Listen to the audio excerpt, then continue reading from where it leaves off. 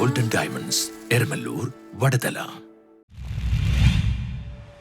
സമഗ്ര Shiksha Keralam urban resource centre മട്ടാഞ്ചേരിയുടെ നേതൃത്വത്തിൽ പ്രത്യേക പരിഗണന അർഹിക്കുന്ന വിദ്യാർത്ഥികൾക്ക് ദ്വിദിന സഹവാസ ക്യാമ്പ് സംഘടിപ്പിച്ചു.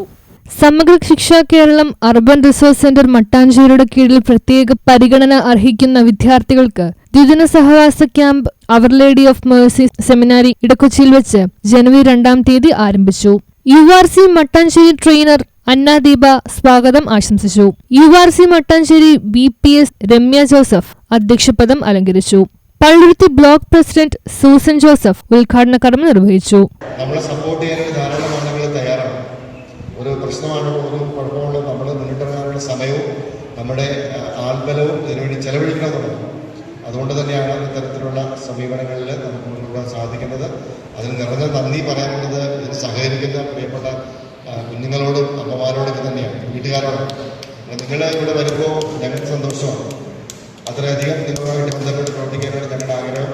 നമ്മുടെ ഹോം ബേസ്ഡ് എഡ്യൂക്കേഷൻ പോലുള്ള പ്രസ്ഥാനങ്ങളൊക്കെ ഇന്ന് ലോകത്തിന് മുമ്പ് കേരളം കൊടുക്കുന്ന വലിയൊരു മാതൃകയാണ്. കഴിഞ്ഞ ദിവസം യുനെസ്കോയുമായി ബന്ധപ്പെട്ട ചർച്ചയിൽ യുനെസ്കോ അറിയാറുണ്ട്, നമ്മുടെ യുണൈറ്റഡ് നേഷൻസിൻ്റെ ഒരു എഡ്യൂക്കേഷൻ ആൻഡ് ഒരു എൻവയോൺമെൻറ്റ് പ്രസ്ഥാനമാണ്. അവർ ഈ പ്രാവശ്യം ഇന്ത്യയിലേക്ക്, പ്രത്യേകിച്ച് കേരളത്തെ ഒത്തിരി പ്രോജക്റ്റുകൾ തരാൻ ഉദ്ദേശിക്കുന്നു യുനെസ്കോ. ഞാനതിൻ്റെ മീറ്റിങ്ങിൽ പങ്കെടുത്തു. SSK Ernakulam DPO Deepavali VR പദ്ധതി വിശദീകരണം ചെയ്തു. URC മട്ടാഞ്ചേരി സ്പെഷ്യൽ എഡ്യൂക്കേറ്റർ ടൈറ്റഡ് PJ നന്ദി അർപ്പിച്ചു. വിവിധ കോണറുകളിലായി സംഘടിപ്പിച്ച പ്രവർത്തനങ്ങളിൽ എന്റെ കൈപ്പണി ലോകം, അഭിനയത്തിലൂടെ സഹവാസം, കളികളിലൂടെ സഹവാസം, എന്റെ ആരോഗ്യ തളിക, സ്മൈലി സംസാരിക്കുന്നു എന്നീ പ്രവർത്തനങ്ങൾ കുട്ടികൾക്ക് അനുഭവവേദ്യമാക്കി.